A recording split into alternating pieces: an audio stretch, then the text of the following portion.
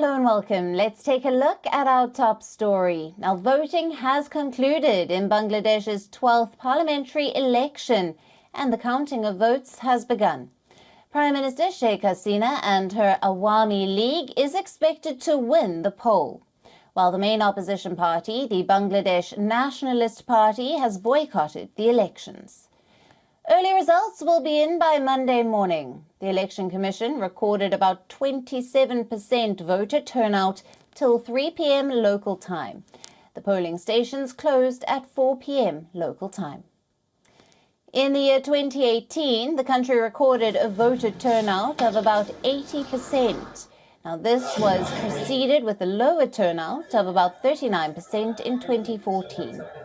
Prior to this, Bangladesh recorded a voting percentage of around 87% in 2008 and around 74% in 2001, while about 70% voter turnout was recorded in 1996.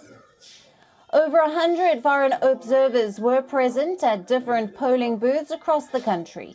This was to make sure that there are no cases of vote rigging, ballot stuffing, and other electoral malpractices.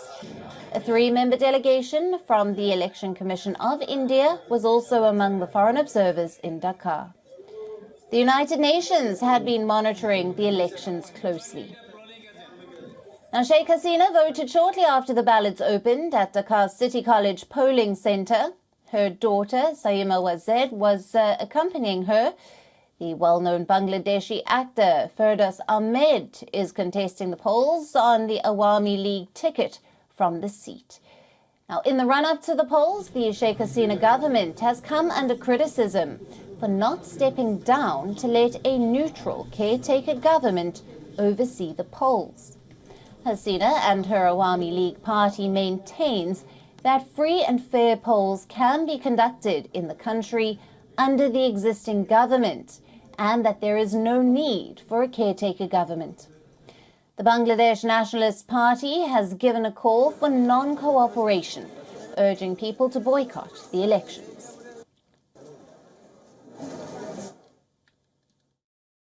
I just want to ask you, credibility, I have to prove credibility, right? To whom? To whom? A terrorist party? A terrorist organization? No. I have my accountability to people, to the people.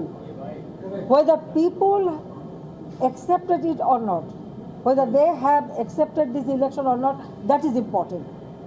That is important to me. So, I don't care. Bangladeshi cricketer and candidate for the ruling Awami League Party, Shakib Al Hassan, is also in the race. Earlier, he cast his vote at a polling booth in Magura, from where he is contesting. 33 BNP leaders defied the party's boycott stance by contesting the polls as independents. 17 sitting Awami League lawmakers contested the polls as independents. The independents are also challenging 15 cabinet ministers on their respective seats. More than 400 independents are in the race this time. I'm confident because we did many things. The peoples of entire Bangladesh loves Sheikh Hasina. That is the thing. Incidents of violence were reported in different parts of the country. BNP supporters clashed with police in Chattogram region, where the security forces resorted to firing shotguns. The police say the situation has now been brought under control. A crude bomb was thrown inside a polling station in Jessore, which injured 3 people. A local Awami League leader in Munshiganj was found dead with stab wounds near a polling centre in Munshiganj, and voting was cancelled at a polling centre in Narsingdi over allegations of ballot stuffing. An anti-vote rally was also carried out by the opposition supporters in Dhaka. A passenger train was set on fire, killing at least 4 people over the weekend. At least 14 polling centres and 2 schools in 10 districts were set on fire between Friday evening and early Saturday. Now, troops have fanned out across Bangladesh to maintain peace, while nearly 800,000 police, paramilitary and police auxiliaries remain on guard across the polling booths. Around 25,000 opposition cadres, including the BNP's entire local leadership, were arrested in the ensuing crackdown. The government puts the figure at 11,000. About 120 million voters had to choose from among 2,000 candidates for the 300 directly elected parliamentary seats.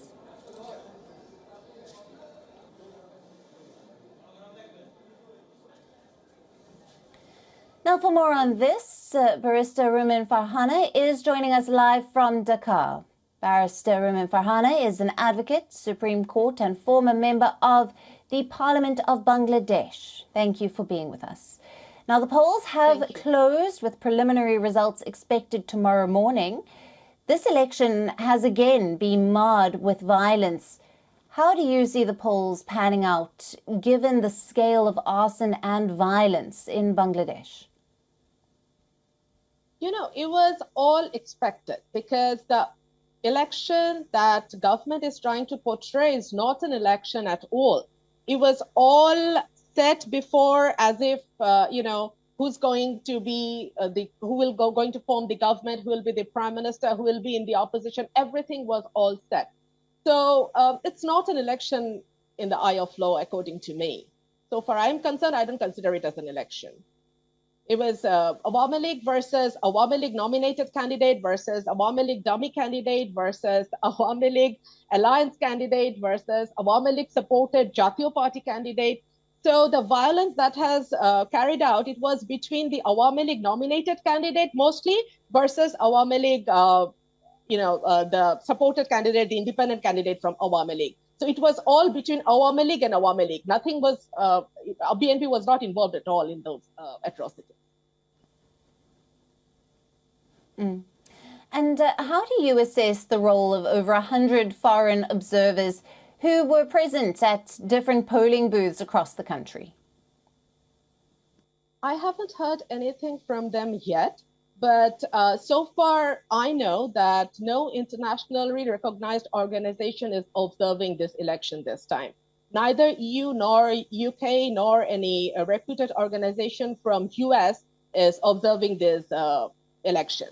Most of the countries, they are from, I think, Uganda or Rwanda. They are, some people from them, they are here for observing the election, but no prestigious organization is observing it. Now, the incumbent government has accused the BNP of orchestrating violence. How true is that?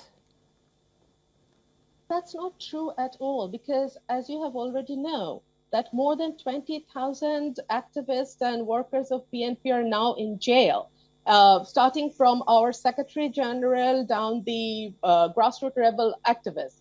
So most of them are not in jail. Many of them are not being able to stay at their places. They have cases against them. So it's not possible for them to come on street and do some sort of violence that that has happened in the last few days. Right. And the voter turnout has been relatively low. In your opinion, is this due to the contrasting calls from the ruling and opposition parties? You see, I heard that our Prime Minister was saying that she will consider this vote as an acceptable one if people accept this vote. People did not. The voter turnout is so low that clearly shows that people refuse to accept this vote. They clearly understand that whoever he chooses, he ultimately gives his vote to the vote symbol. So it doesn't matter. It won't make any difference. It won't give them any, choice to, it doesn't give them any option to choose their representative. So they just boycotted the election. Barrister, thank you very much for being with us on this broadcast and your valued insights on the elections in Bangladesh.